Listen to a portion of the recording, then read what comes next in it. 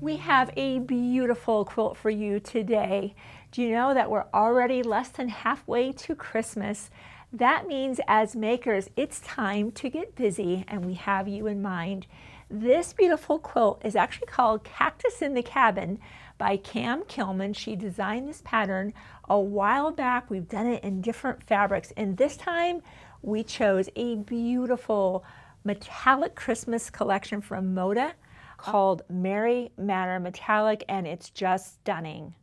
We all know what fabrics look like when they're kind of trendy, and when they go out of style, you go, this is forever timeless and elegant. Just look at the beauty of the fabric. This happens to be your backing option.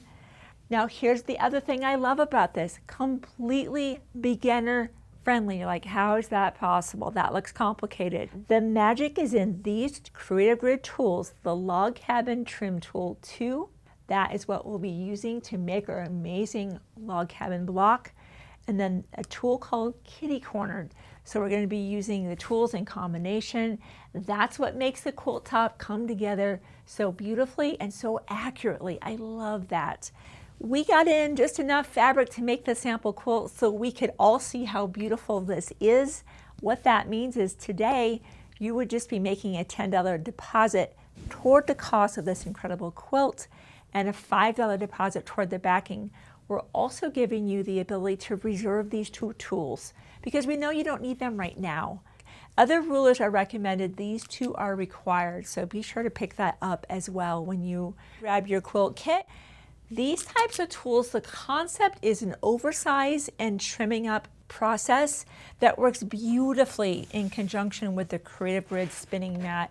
You may have seen me demonstrate that, right? No more unsafe cuts. We've all seen people do this. We've even been tempted to cut back toward ourselves.